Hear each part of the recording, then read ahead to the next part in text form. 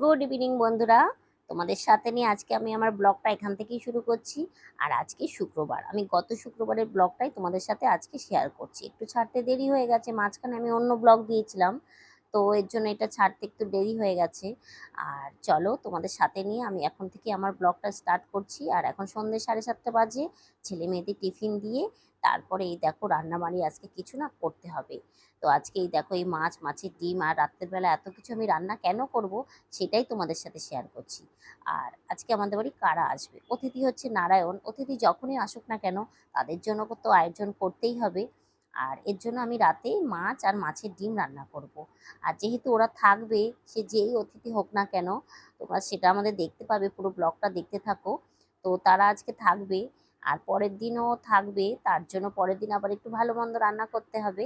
তার জন্য রাতে বেশি কিছু করলাম না, হালকা পাতলার মধ্যে একটা কাতলা মাছের ঝোল করব। আর ওই ডিমগুলো পেঁয়াজ আর শুকনো লঙ্কা দিয়ে ভাজা করব। তো এই দেখো আমি কাতলা মাছগুলো এদিকে ভেজে নিয়েছি। ওদের আস্তে আস্তে রাত 10টা বেজে যাবে, ওরা যেহেতু অফিস করে তারপরে আসবে, আর এতটা রাস্তা, ওরা 7টার ট্রেন ধরবে, তো আমাদের বাড়ি আস্তে আস্তে 10টা বেজে যাবে। তার মধ্যে কিন্তু আমার রান্না কমপ্লিট হয়ে যাবে। তো চলো আমি একে একে রান্নাগুলো করে নিই। অতিথি যখনই আসুক না কেন, প্রত্যেক মানুষ চায় তাদের যেন আপ্যায়নের কোনো ত্রুটি না হয়। তো চলো সেইভাবেই আজকে আমি আমার মতো করে কাতলা মাছের ঝোল করব।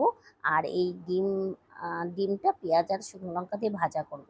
তো কাতলা মাছের ঝোলটা আমি হালকা পাতলার মধ্যেই করব, আদা পেঁয়াজ রসুন জিরে আর ধনে দিয়েই মশলাটা করেছি। আর এই আলু দিয়ে একটু পাতলা করে ঝোল করব। আর বেশি রিচ খাবার রাতে করব না, যেহেতু পরের দিন আবার একটু রিচ হবে।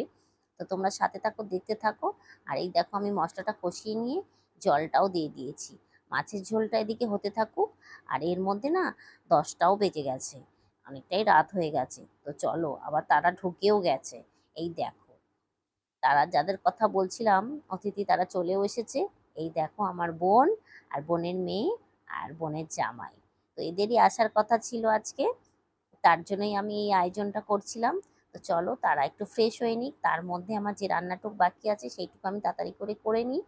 আর আমার মাছের ঝোলও প্রায় হয়ে গেছে, এবার একটু ধনেপাতা দিয়ে নামিয়ে নিলেই কমপ্লিট হয়ে যাবে। আর এদিকে আমি ডিমটা ভাজতে দিয়ে দিয়েছি। আর এটা একটু পেঁয়াজ দিয়ে শুকনো লঙ্কা দিয়ে ভাজা করবো। এই ডিম কিন্তু পেঁয়াজ আর শুকনো লঙ্কা দিয়ে যদি একটু ভাজা করা যায়, এই দিয়ে শুকনো শুকনো করে খেতে কিন্তু দারুণ লাগে বন্ধুরা। আর অন্য সময় আমি যদি মাছ রান্না না করি, এই ডিমটাকে ওই কাতলা মাছের যেমন ঝোল করেছি এরকমই ঝোল করে যদি ধনেপাতা দিয়েও রান্না করা যায়, সেটাও ভালো লাগে খেতে। তো আজকে আমি কাতলা মাছটা যেহেতু ঝোল করেছি, এর জন্য ডিমটাকে পেঁয়াজ আর শুকনো লঙ্কা দিয়ে ভাজা করব।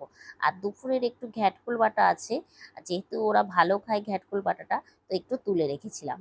তো এই দিয়ে আজকে রাতের মেনুটা আমার হয়ে গেল। তো চলো তোমরা দেখতে থাকো। আর এর ফাঁকের মধ্যে কিন্তু বন্ধুরা আমি অনেক বাসনও মেজে নিয়েছি কাজ করতে করতে। তো এই দেখো আমার পুরো রান্নাটা কমপ্লিট হয়ে গেছে। আর মেয়ের জন্য একটা মাছ ভাজা তুলে রেখেছি, ও যেহেতু মাছের ঝোলের মাছ খাবে না।